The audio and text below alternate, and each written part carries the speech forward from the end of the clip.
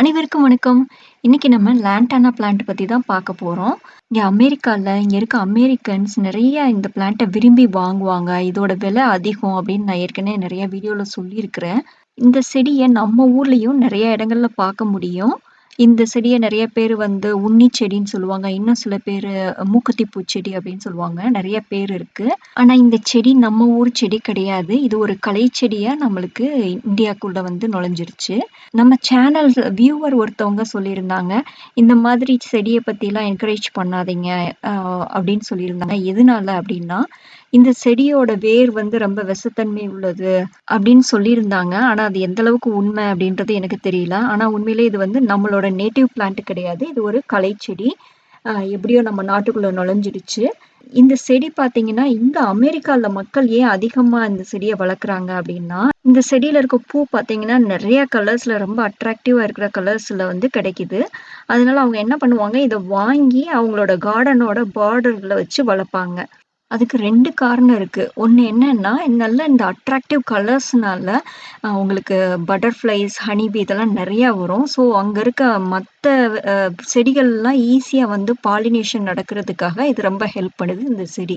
இன்னொரு காரணம் என்னன்னா, அவங்களோட கார்டன்ல இருக்க காய்கறி செடி, பழச்செடி இதெல்லாம் வந்து மான், முயல் இந்த மாரி நெறைய வந்து சாப்பிட்டுட்டு போயிரும். இந்த செடிய பார்டர் பிளான்ட்டா வச்சு வளர்க்கும்போது, மான்குட்டி, முயல் இதெல்லாம் வந்து சாப்பிடாது அப்படின்னு சொல்றாங்க. ஆனா, இந்த செடி இந்த ஊர்ல இருக்கிறவங்களுக்கு சரிதான். அவங்க வளர்க்குறாங்க. ஆனா, நம்ம ஊர்ல இது வளர்க்கவே கூடாது. ஏன்னா, இந்த செடி வந்து ரொம்ப வறட்சியா இருக்கிற இடத்த கூட நல்லா தாங்கி அது அது பாட்டுக்கு நல்லா நெறைய வளர்ந்து போயிட்டே இருக்கும். தண்ணி இல்ல அப்டின்னா வாடி போகாது. இன்னும் நல்லா தான் வளரும். அப்படி வளர்றதுனால என்ன ஆகும் அப்டின்னா, நம்மளோட பூர்வீக செடிகள்லாம் இருக்கும் இல்லைங்களா? அத வந்து வளர விடாம இது ஆக்கிரமிச்சு, இதுதான் நெறைய வளர்ச்சி அதிகமா இருக்கும். இந்த மாரி செடிகள நம்ம வீட்ல வச்சு வளர்க்குறது ரொம்ப ஆபத்து. அதான் பார்த்தீங்கன்னா, யாருமே வீட்ல வச்சு இத வளர்க்க மாட்டாங்க. சும்மா தரிசு நிலத்தில தான் வளர்ந்திருக்கும். அதேபோல இந்த செடிய வந்து நம்ம கொஞ்சம் கவனிக்காம, ஓகே ஒரு செடி தானே, 2 செடி தானே அப்படின்னு விட்டுட்டோம்னா, அது பார்த்தீங்கன்னா நெறைய ஸ்ப்ரெட் ஆயி நெறைய வளர்ந்துரும்.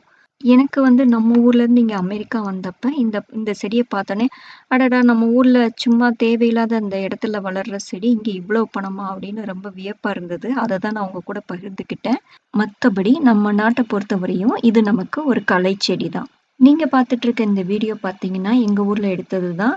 எங்க அப்டின்னா, தேனி மாவட்டத்துல நம்ம சோத்துப்பாறை அணை இருக்குல்ல, அது பக்கத்துல தான் இந்த லான்டனா வளர்ந்துருக்கு. அத தான் நீங்க இப்ப பார்த்துட்டு இருக்கீங்க. இந்த வீடியோ உங்களுக்கு பயனுள்ளதா இருக்கும் அப்படின்னு நான் நினைக்கிறேன். அனைவருக்கும் நன்றி. வணக்கம்.